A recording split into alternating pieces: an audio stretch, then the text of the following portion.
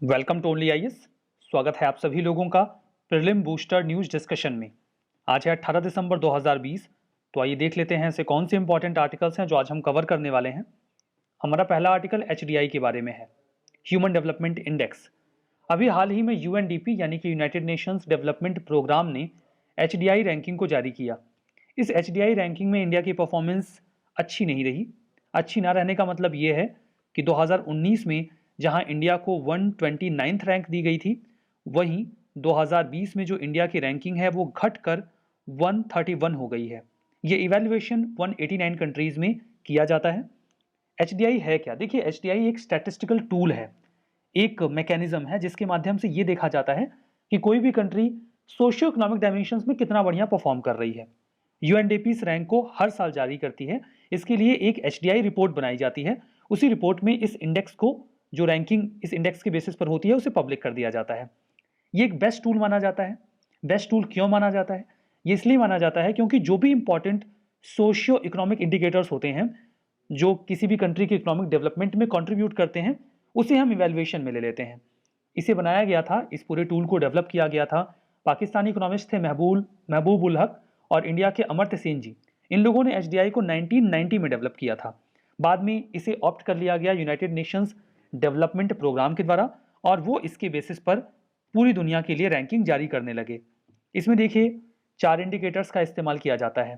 Health में life expectancy at birth को indicator के तौर पे यूज करते हैं। एजुकेशन के लिए एक्सपेक्टेड ईयर ऑफ स्कूलिंग और mean year of schooling indicator होता है। और स्टैंडर्ड ऑफ लिविंग के लिए जीएनआई पर कैपिटा इवैल्यूएशन में लेते हैं। इस ग्राफ में ये चीज आपको और अच्छे से समझ में आ जाएगी। 3 डायमेंशंस में 4 इंडिकेटर्स हैं। देखिए, डायमेंशंस पर यूपीएससी पहले भी प्रश्न पूछ चुकी है, तो डायमेंशंस और इंडिकेटर्स आप ध्यान में रखेंगे। डायमेंशंस देखिए 3 हैं, हेल्थ, एजुकेशन और लिविंग स्टैंडर्ड। इसे याद रखने के लिए आप सिंपली एक वर्ड अपने दिमाग में रख सकते हैं, दैट इज हेल्थ। सिंपल सा ऐसे भी हो सकता है कि अगर आप एचडीआई में अच्छा परफॉर्म नहीं करते हैं तो आप हेल में चले जाएंगे या नर्क में चले जाएंगे। अब हेल्थ में life expectancy at birth indicator है, एजुकेशन में 2 हैं, एक्सपेक्टेड ईयर ऑफ स्कूलिंग और mean year of schooling. Living standard में gross national per capita income. इस बार देखिए एक नया एक्सपेरिमेंट भी किया गया है। इस नए एक्सपेरिमेंट को आप ध्यान से समझिएगा, दैट इज पीएचडीआई। पीएचडीआई का पी यहां पर जो है एचडीआई के आगे जो ये पी जोड़ा गया है, इसका मतलब है प्लेनेटरी प्रेशर। प्लेनेट हमारी अर्थ है, इसके ऊपर कितना प्रेशर पड़ रहा है, मतलब कोई कंट्री सोशियो इकोनॉमिक स्फीयर में डेवलपमेंट कर रही है, उसके बेसिस पे हम एचडीआई में उसको रैंक कर दे रहे हैं। लेकिन इस ग्रोथ को, इस डेवलपमेंट को अवेल करने के लिए उसने हमारे प्लेनेट के ऊपर कितना प्रेशर डाला, हमें इसे भी तो ध्यान में रखना चाहिए। और प्लेनेट के ऊपर प्रेशर कैसे पड़ता है?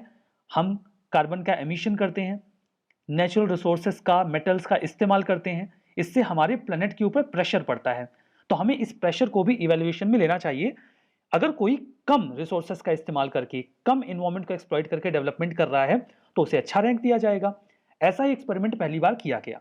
इसमें यह देखने का प्रयास किया गया कि आखिर कोई भी कंट्री कार्बन एमिशन कितना कर रही है, पर कैपिटा कार्बन एमिशन कितना है और मटेरियल फुटप्रिंट कितना है। मटेरियल फुटप्रिंट में ये देखेंगे कि जो मेटल और फॉसिल फ्यूल्स हैं उसको कितना ज्यादा यूटिलाइज किया जा रहा है या एक्सप्लॉइट किया जा रहा है। जो नया मैट्रिक तैयार हुआ है इसे ही प्लेनेटरी प्रेशर कहा गया। अब ये प्लेनेटरी प्रेशर का जो मैट्रिक है इसे निकालेंगे कैसे? इसे निकालने के लिए वही 2 टूल्स हैं, CO2 का एमिशन देख लेंगे उस कंट्री का पर कैपिटा, और मटेरियल फुटप्रिंट देख लेंगे, यानी कि जो नेचुरल रिसोर्स है उसका एक्सप्लॉइटेशन कितना हो रहा है, मेटल्स वगैरह कितने ज्यादा इस्तेमाल किए जा रहे हैं। इन दोनों नंबर्स का जो अरिथमेटिक मीन आएगा उसे निकालकर हम उसे ही मान लेंगे adjusted factor for planetary pressure. और जब इस नंबर को एचडीआई के साथ इवेल्युएट कर देंगे, जोड़ देंगे, तो पीएचडीआई निकल जाएगा। अब देखिए, इंडिया डेफिनेटली बाकी कंट्रीज के कंपैरिजन में कम इन्वायरमेंट को पोल्यूट कर रहा है, तो अगर पीएचडीआई निकाला जाता तो इंडिया की जो रैंक है वो 8 नंबर अप हो जाती, मतलब बढ़िया हो जाती।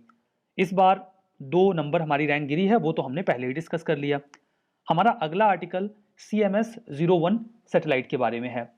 कॉन्टेक्स्ट ये है कि इसरो ने अभी हाल ही में एक कम्युनिकेशन सैटेलाइट को लॉन्च किया है PSLV से, पोलर सैटेलाइट लॉन्च व्हीकल से।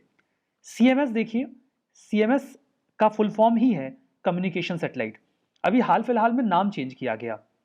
जो अर्थ ऑब्जर्वेशन सैटेलाइट हैं उनको कोडवर्ड दिया गया है EOS, अर्थ ऑब्जर्वेशन सैटेलाइट। और जो कम्युनिकेशन सैटेलाइट हैं उनके लिए जो कोडवर्ड तैयार किया गया है दैट इज EMS।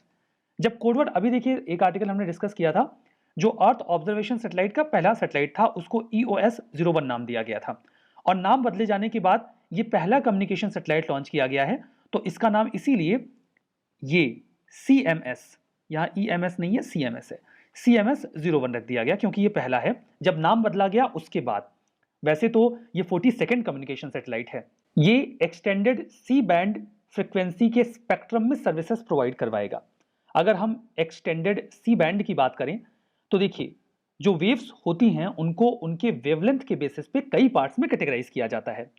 जो सबसे ज़्यादा वेवलेंथ होती है वो रेडियो वेव्स की होती है। जैसे जैसे हम आगे बढ़ते हैं वेवलेंथ कम होती जाती है। उसके बाद माइक्रोवेव, इंफ्रारेड, विजिबल लाइट यहाँ पर आती है। तो जो माइक्रोवेव्स होती हैं वहीं पर आपको सी बैंड मिलता है। तो इसी फ्रिक्वेंसी में, इसी स्पेक्ट्रम में ये सर्विसेज प्रोवाइड करेगा। ये सर्विसेज जो इंडिया का मेन लैंड है, अंडमान एंड निकोबार आइलैंड है, लक्षद्वीप है, वहाँ तक फैली हुई होगी। सैटेलाइट की जो लाइफ है वो 7 ईयर बताई जा रही है, मतलब ये 7 साल तक फंक्शनल रहेगा। CMS-01 जो भेजा गया है वो GSAT-12 को रिप्लेस करेगा। आप सैटेलाइट कम्युनिकेशन के पहले से भी हैं लेकिन वो खराब हो जाती हैं कुछ समय के बाद। जो GSAT-12 है उसे 2011 में लॉन्च किया गया था और इसकी लाइफ 8 साल की थी, तो अभी ये एक्सपायर कर गया है, तो इसे रिप्लेस करने की सैटेलाइट को भेजा जाना था, तो ये CMS-01 भेज दिया गया, जिसका वेट जो है वो 1410 kg है। हमारा जो अगला आर्टिकल है वो काटसा के बारे में है, countering America's adversaries through sanctions act. अभी हाल ही में यूनाइटेड स्टेट्स ने टर्की के ऊपर सैंक्शंस इंपोज कर दिए हैं क्योंकि वो रशिया से S-400 खरीद रहा है। ये मिसाइल डिफेंस सिस्टम है। अगर कोई दूसरा देश किसी पार्टिकुलर कंट्री के ऊपर हमला करता है मिसाइल से और उस कंट्री के पास S-400 है, तो वो उस आने वाली मिसाइल को रास्ते में ही काउंटर करके खत्म कर सकता है। टर्की इसे खरीद रहा था रशिया से। अमेरिका नहीं चाहता कि वो S-400 खरीदे, जबकि टर्की एक नाटो अलाई भी है।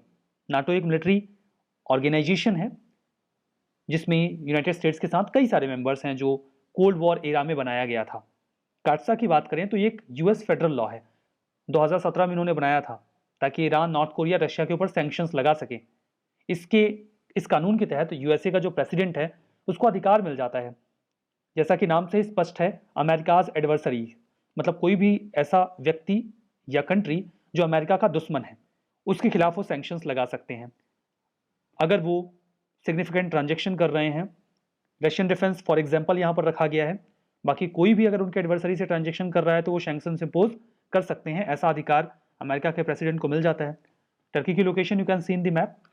इसके नॉर्थ में आपको ब्लैक सी मिलेगा, साउथ में मेडिटेरेनियन सी मिलेगा, इसके वेस्ट में आपको एजियन सी मिलेगा, और यहाँ पर आपको सी ऑफ मरमरा भी मिल जाएगा नॉर्थ वेस्ट में। आगे देखते हैं। देखिए, सैंक्शंस जो इंपोज किए जाते हैं उसके तहत उसके बाद उन्हें कोई लोन नहीं मिलेगा, एक्सपोर्ट इंपोर्ट पर भी प्रतिबंध लगा दिया जाएगा, और यूनाइटेड स्टेट्स की जो गवर्नमेंट है वो गुड्स एंड सर्विसेज को खरीदेगी भी नहीं उस पार्टिकुलर कंट्री या इंडिविजुअल से। इंडिया के ऊपर क्या प्रभाव पड़ सकता है? डेफिनेटली, बिकॉज इंडिया ने भी प्लान किया है कि वो 5 S-400 रशिया से खरीदेगा, और USA ने इस पर आपत्ति भी जताई थी, लेकिन अभी तक ऐसा नहीं लग रहा था कि इंडिया के ऊपर सैंक्शंस लगाए जाएंगे। लेकिन अगर टर्की के ऊपर ये सैंक्शंस लगे हैं तो इंडिया के ऊपर भी लग सकते हैं, ऐसी संभावना बन रही है। S-400 के बारे में बात करें तो एक mobile surface to air missile system है, मतलब आप इसे एक जगह से दूसरी जगह ले जा सकते हैं। रशिया ने डिजाइन किया है। जो भी एरियल टारगेट आ रहा है, मतलब किसी ने मिसाइल से हमला कर दिया, ड्रोन से हमला कर दिया, बैलिस्टिक या क्रूज मिसाइल छोड़ दी, तो ये 400 किलोमीटर की रेंज में 30 किलोमीटर की हाइट पर ही आने वाली मिसाइल को न्यूट्रलाइज कर सकता है, खत्म कर सकता है। ये एक बार में 100 टारगेट्स को ट्रैक कर सकता है और 6 को एक बार में खत्म कर सकता है, मतलब काफी कैपेबल है। लेकिन USA इसको लेकर काफी तल्ख है और कंट्रीज को इसे लेने से मना कर रहा है, रोक रहा है, क्योंकि उसके अपने वेस्टेड इंटरेस्ट हैं। यहां पर अगला article hygiene rating audit agency के बारे में है। इसके लिए एक स्कीम है, scheme for approval of hygiene rating audit agency.